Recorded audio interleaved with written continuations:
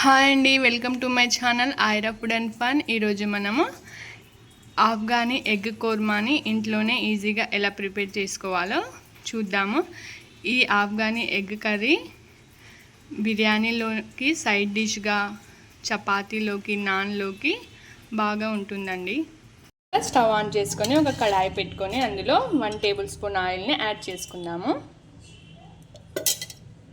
ఈ ఆయిల్లో మనము ఒక పెద్ద సైజ్ ఆనియన్ని ఇలా కట్ చేసుకొని వేసుకోవాలండి. 10 వెల్లుల్లి రెబ్బలు, 10 పచ్చిమిర్చి అండి. దీంట్లో కారం వేయం కనుక మనము పచ్చిమిర్చిలను యాడ్ చేసుకోవాలి. మీరు పచ్చిమిర్చి మీ టేస్ట్ని బట్టి యాడ్ చేసుకోండి కారం. ఇప్పుడు దీన్ని ఇందులో యాడ్ చేసుకుందాం. ఈ ఆనియన్స్, పచ్చిమిర్చి, వెల్లుల్లి రెబ్బలను ఆయిల్లో కొంచెం ఫ్రై చేసుకోవాలండి. ఈ ఆనియన్స్ తొందరగా ఫ్రై అవ్వడానికి ఇందులో మనం 1/2 స్పూను సాల్ట్ని యాడ్ చేసుకుందాం. వీటిని బాగా కలుపుకుందాము. ఇలా ఆనియన్స్ని 2 మినిట్స్ ఫ్రై చేసుకున్నాక ఇందులో మనం 15 జీడిపప్పు పలుకులను కూడా యాడ్ చేద్దామండి.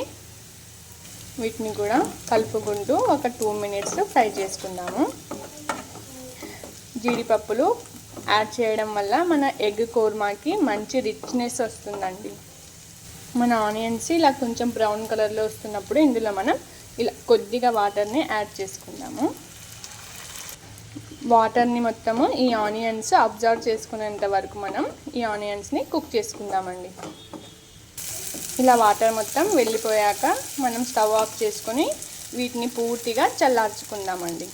చల్లార్చుకొని ఇలా మిక్సీ జార్లోకి ట్రాన్స్ఫర్ చేసుకోవాలండి. ఇప్పుడు ఒక చిన్న సైజు కొత్తిమీర కట్టను కూడా బాగా వాష్ చేసుకొని ఇందులోకి యాడ్ చేద్దాం. ఇప్పుడు ఇందులోనే మనం కొన్ని పుదీనా ఆకులను కూడా యాడ్ చేసి ఫైన్గా పేస్ట్ చేసుకుందామండి. కొద్దిగా వాటర్ వేసుకొని ఇలా ఫైన్గా పేస్ట్ చేసి పక్కన పెట్టుకోవాలి. ఇప్పుడు అదే కడాయిలో మనం కొంచెం ఆయిల్ వేసుకుందామండి. ఎగ్స్ ఫ్రై చేసుకుందాము. ఇప్పుడు ఇందులో 1/2 స్పూన్ ఉప్పు, 1/2 స్పూన్ కారము, కొంచెం పసుపు అండి. వీటిని బాగా కలుపుకుందాం. ఇప్పుడు ఎగ్స్కి ఇలా సన్నగా కట్స్ వేసుకోవాలండి. చూడండి, ఈ విధంగా కట్స్ వేసుకొని పెట్టుకోవాలి.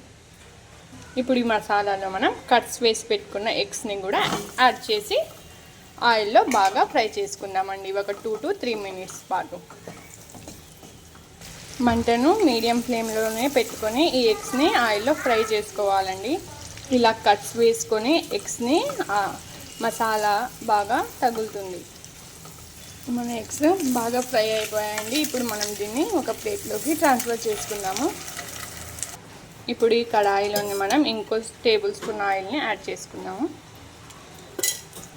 ఇప్పుడు ఇందులో మనం 1 ఇంచ్ దాల్చిన చెక్క, 2 లవంగాలు, 2 యాలకులను కూడా యాడ్ చేద్దాం.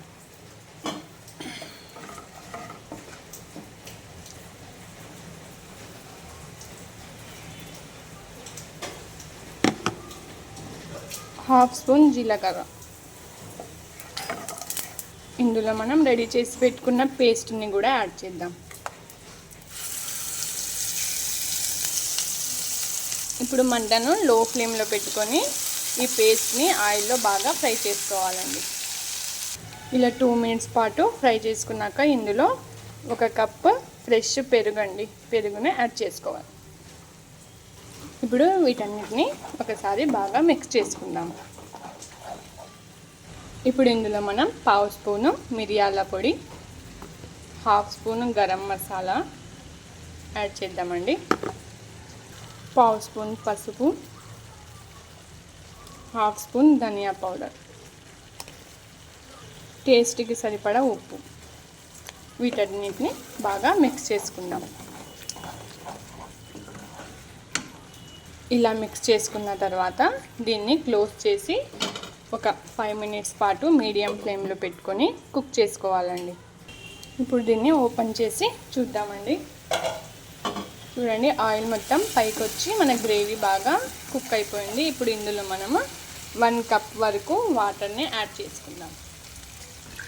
మీరు గ్రేవీ కన్సిస్టెన్సీని బట్టి వాటర్ని యాడ్ చేసుకోండి.